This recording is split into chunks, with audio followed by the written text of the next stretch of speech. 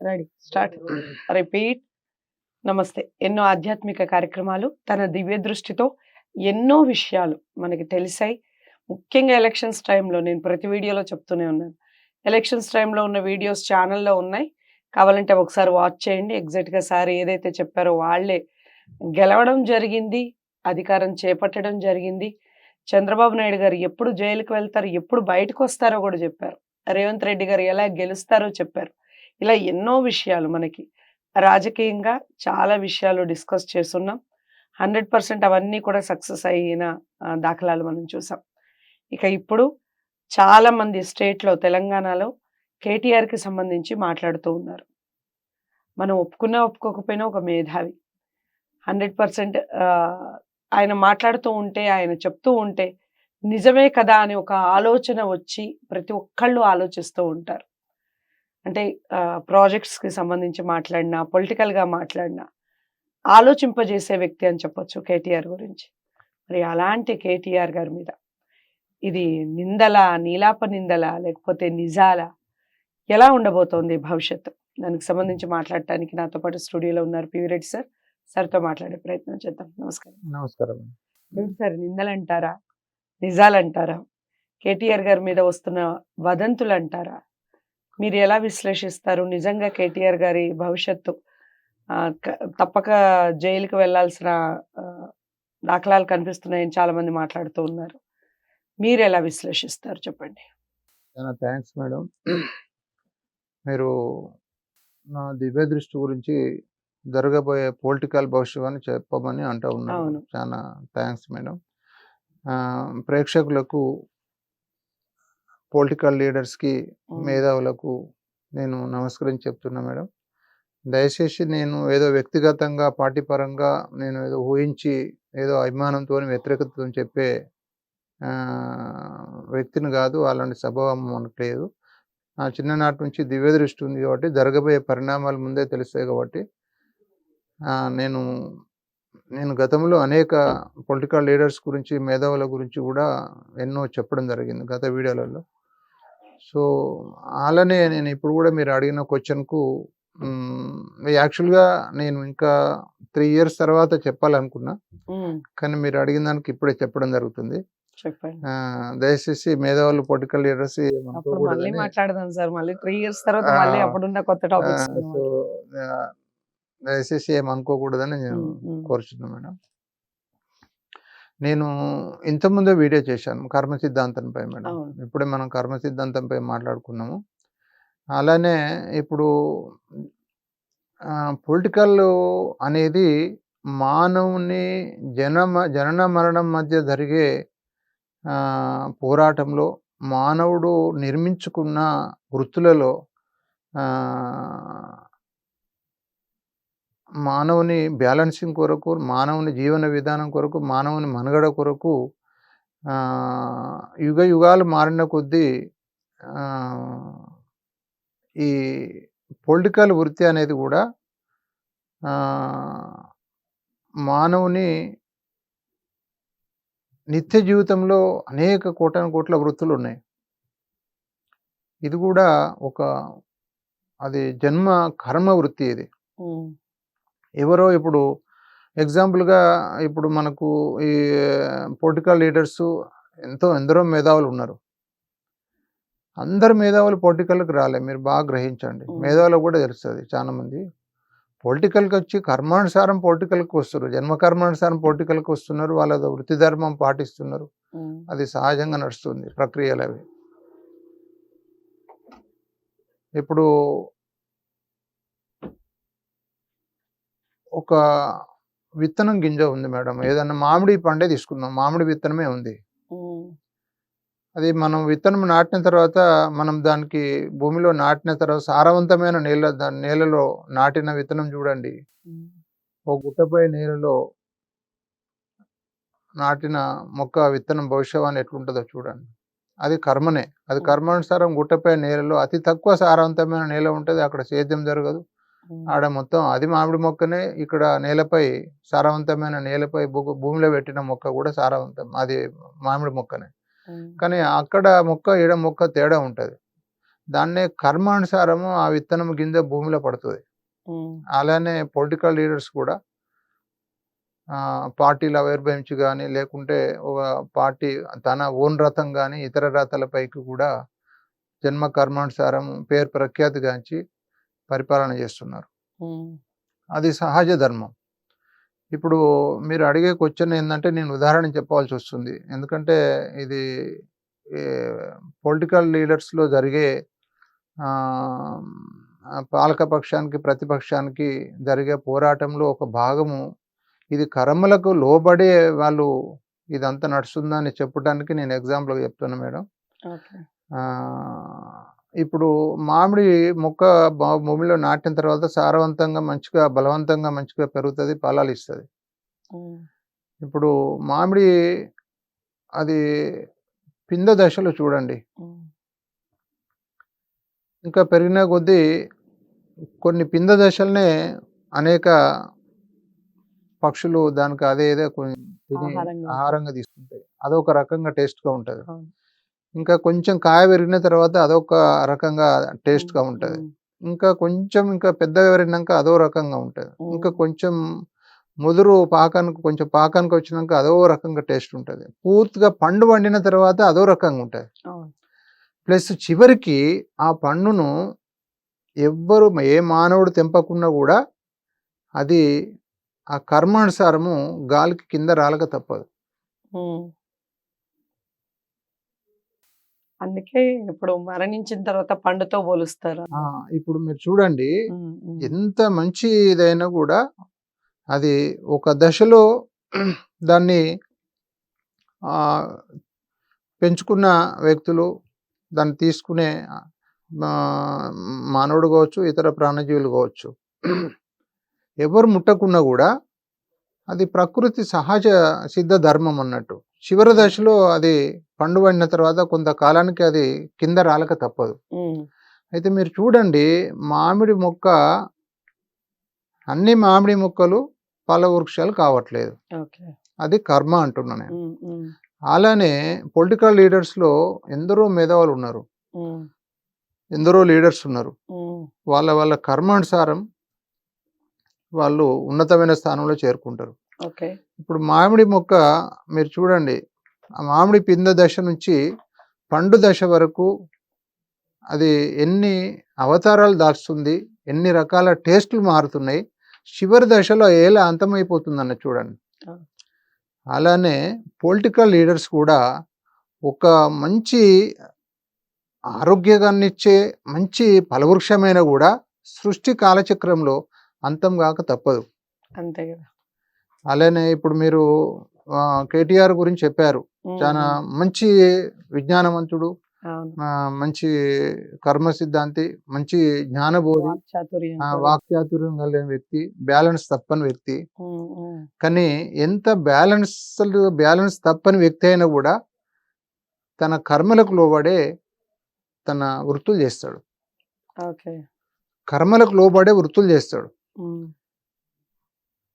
మీరు చూడండి, ఇప్పుడు మన ఎగ్జాంపుల్గా మన భారతదేశంలో చూడండి, మన తెలంగాణలో చూడండి, ఎక్కడైనా కూడా ఎంతటి మేధావైనా కూడా నాట్ ఓన్లీ పొలిటికల్, మీరు అనేక వృత్తులలో పోండి, చట్టాలకు అతీతంగా కర్మానుసారం చేసే వాళ్ళే మీకు చూడండి 95% అవ్వపడతారు. మీరు చట్టాలను ఉల్లంఘనించి చట్టాలకు అతీతంగా, అంటే ఈ పని చేస్తే నేను తప్పు కదా అని భావించి కూడా కర్మలకు లోబడే ఈ డబ్బు జబ్బు అనేది వెరీ డేంజర్ జబ్బు. ఇది ఈ కలియుగంలో ఆ భగవంతుడు ఈ డబ్బు ఒకటి లేకుంటే జన్మించిన ప్రతి మానవుడు భగవంతుడే. మీరు బాగా గుర్తుపెట్టుకోండి. ఇప్పుడు ఒక డబ్బు వల్ల కొడుకు తండ్రిని చంపుతుండు, తండ్రి కొడుకుని చంపుతున్నాడు. అంతేగా.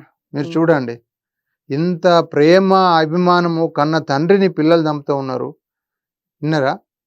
కన్న కొడుకును కూడా మొత్తం వాళ్ళ వ్యసనాల కొరకు కూడా ఇవి డబ్బు కొరకు ఎన్నో హత్యలు జరుగుతున్నాయి. ఇదే డబ్బు కనుక లేకుంటే జన్మించిన ప్రతి మానవుడు భగవంతుడే. అసలు ఇంటికి తాళం అవసరం లేదు, అసలు మొత్తం ఏ మనిషి వీడు చెడ్డవాడన్న పదమే రాదు. ఇప్పుడు అడవిలో ఉన్న జంతువులు కోటాను కోట్ల జంతువులు, మీరు కోటాను కోట్ల మనము ఎన్నో నానా రకాల జంతువులు ఉన్నాయి, పక్షులు ఉన్నాయి. జన్మ కర్మ బ్యాలెన్స్ తప్పలేవు. ఇప్పుడు ఎగ్జాంపుల్గా అడవిలో ఉన్న సింహం ఉంది, దాని జన్మ కర్మానుసారము ఇతర జంతువును వేటాడి అది మరణానికి సిద్ధపడుతుంది, కానీ వేటకి వెనకాడదు. అది కర్మ. అలానే ఇప్పుడు జరగబోయే పొలిటికల్ జీవిత చరిత్ర కూడా ప్రతి నాయకుని మనుగడ కూడా ఎంత మంచివాడైనా కూడా తను చేసే పని తనకు మంచిదైనా కూడా కర్మానుసారము ఆయన కర్మలు అమలు చేయడానికి భగవంతుడు ప్రతిపక్షము పాలక పక్షం అనేది ఉంది. ఒక వ్యక్తి కర్మలు ఎవరు చేస్తారు? ప్రత్యక్షంగా భగవంతుడు వచ్చి చేయలేడు, ఆ భగవంతుడు విశ్వరూపంలో వచ్చి చేస్తాడు. అట్లా జరిగే పరిణామాలే రేపు పొలిటికల్ జీవితంలో జరగబోయే పరిణామాలు. అయితే ఇప్పుడు నేను కర్మలకు లోబడి నేను చెప్తున్నా మేడం, దయచేసి ఎవరు అనుకోకూడదు. ఇప్పుడు కేటీఆర్ గారి గురించి రేపు నాట్ ఓన్లీ కేటీఆర్, ఇప్పుడు యాక్చువల్గా చెప్పాలంటే పొలిటికల్ చరిత్రలో అంటే నేను ఏదో స్వార్థంతోనో ఏదో అభిమానంతో నేను చెప్పట్లేదు. నేను గతంలో కూడా వీడియో పెట్టాను. నేను కేసీఆర్ జీవించినంతసేపు సీఎం ఉంటాడని చెప్పాను నేను గతంలో. మనమే చేసాం. అది నేను మనస్సాక్షిగా చెప్పట్లేదు, అది ఆత్మసాక్షిగా చెప్పాను. కర్మసాక్షి ఆయన ఓడించింది. ఈడ కర్మ డామినేట్ చేస్తుంది. మీరు బాగా గుర్తుపెట్టుకోండి, మానవ జన్మ మరణించక తప్పదు, కర్మలు చేయక తప్పదు, అనుభవించక తప్పదు.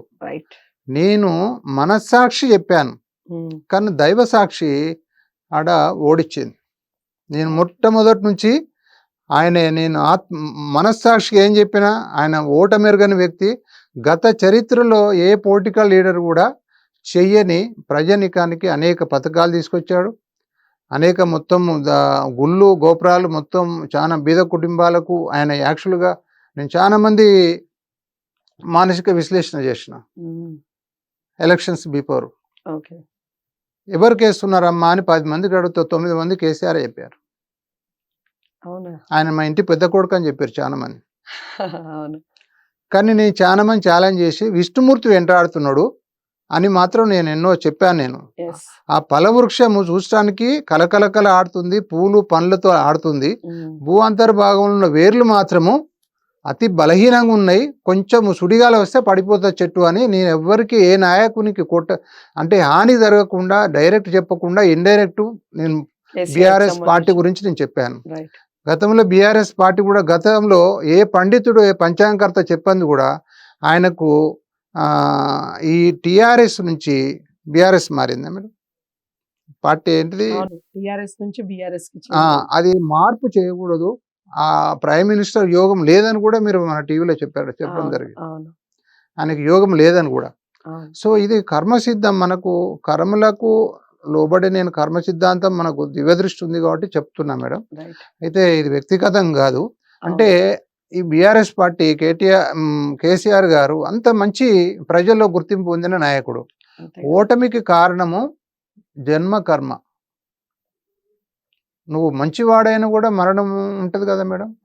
అంటే మరణం ఏంటిదో, మరణం ఎంతటిదో, ఆ మరణానికి ముందు జనన మరణం మధ్యన జరిగే ఈ పోరాటాలు వృత్తులు కూడా ఒక కర్మనే. మరణం కూడా చివరి దశలో ఒక కర్మ కదా. మనం చేసే వృత్తి కూడా ఒక కర్మనే. ఒక కర్మనే. అది కర్మానుసారం నువ్వు ఎంత మంచి పని చేయి, నువ్వు తప్పక ఓటమి ఎరగని తప్పనిసరి ఓడిపోతారు. అదొక కర్మగా భావించి ఆయన ఓడిపోయింది తప్ప ఒక చెడు చేసి ఓడిపోలే బీఆర్ఎస్ పార్టీ. ఇది జన్మకర్మలో నేను రేవంత్ రెడ్డి గారు విష్ణుమూర్తి ముద్దులే బిడ్డ పక్క ఆయన గెలుస్తున్నాను కూడా మీకు చెప్పాను. ప్రైమ్ మినిస్టర్ స్వయంగా విష్ణుమూర్తి అవతారము, విష్ణుమూర్తి విశ్వరూపమే. భారతదేశాన్ని ఇప్పుడు మీరు చూడండి, భవిష్యత్తులో భారతదేశము చూడండి, ప్రపంచ దేశాల్లో 196 దేశాల్లో మన భారతదేశము ఒక ఒక గుండె లాంటి మారిపోతుంది. మనం ఆల్రెడీ చేస్తున్నాం సార్ ఆల్రెడీ మనం లోక్సభలో. చేసినాము. మీరు అవును. చూడండి, విష్ణుమూర్తి విశ్వరూపమే మోడీ అని నేను చెప్తున్నాను. గతంలో రైట్. కూడా నేను చెప్పాను. ఇప్పుడు కూడా చెప్తున్నాను. ఉమ్. రేపు భవిష్యత్తులో ప్రతిపక్షం ఏ పని చేసినా పాలక పక్షానికి 100 మార్కులు పడుతున్నాయి. మీరు భవిష్యత్తులో చూడండి ఓకే. భారతదేశానికి. ప్లస్ ఇంకొకటి, ఉమ్. ఇప్పుడు మన తెలంగాణకు వచ్చేటాలకు జరిగే పొలిటికల్ పరిణామాలు, ఇప్పుడు కేటీఆర్. కాంగ్రెస్ పార్టీ గెలవడానికి దైవకర్మ, సృష్టికర్మ. ఉమ్. బీఆర్ఎస్ ఓడిపోవడానికి దైవకర్మ, సృష్టికర్మ, మానవుని కర్మ కాదు. ఉమ్. ఒక పార్టీ ఓటమికి గెలుపుకు మానవుని కర్మ కాదు. ఈ మధ్యన జరిగే పోరాటం అంతా తన కర్మలు ఒక పార్టీ వారికి ఒక పార్టీ అమలు చేయక తప్పదు. రైట్. కాబట్టి ఇప్పుడు రేపు రాబోయే పరిణామాలు ఎట్లుంటాయంటే, రేపు బీఆర్ఎస్ పార్టీకి భవిష్యత్తులో బ్రహ్మరథం పడతారు. పట్టినా కూడా మీరు ఎలక్షన్స్ వరకు భవిష్యత్తులో బీఆర్ఎస్ పార్టీలో సీఎం అభ్యర్థి ఎవరన్నది గల్లంతుగా జరగబోతుంది. ఓకే. అంటే ఎవరు వస్తారో తెలియని పరిస్థితి ఏర్పడుతుంది. సీఎం అభ్యర్థి రేపు ఇప్పుడు బీఆర్ఎస్ పార్టీలో సీఎం అభ్యర్థి ఎవరు అనేది క్వశ్చన్ మార్క్ గా మారబోతుంది భవిష్యత్తులో. ఓకే. అంటే ఈ ఈ కొన్ని కర్మలు వెంటాడి నాయకుల భవిష్యత్తు వాళ్ళు ఊహించిన దానికన్నా వ్యతిరేకంగా జరగబోయే పరిణామాలు భవిష్యత్తులో రాబోతున్నాయని. కొంతమందికి ఎప్పుడైనా వ్యతిరేకత ఊహించని పరిణామాలు జరగడం, అలాగే కొంతమందికి ఊహించని పరిణామాలతో చాలా మేలు జరుగుతుంది. నేను చెప్తున్నా మేడం, అవును. ఒక కాడ పాజిటివ్, ఒక కాడ నెగటివ్. రైట్. సీటు ఒకటే ఉంది. ఉమ్. అందరు భగవంతుని బిడ్డలే. తన కర్మలు ఎవరికి ఉందో వాళ్ళకి ఇస్తాడు. రైట్. ఈ గెలుపోవటం అనేది ఆలే జరిగినాయి. ఈ మధ్యన జరిగే పోరాటాలంతా డిపెండ్ ఆన్ ప్రతిది కూడా భగవంతుడు ఉన్నాడు.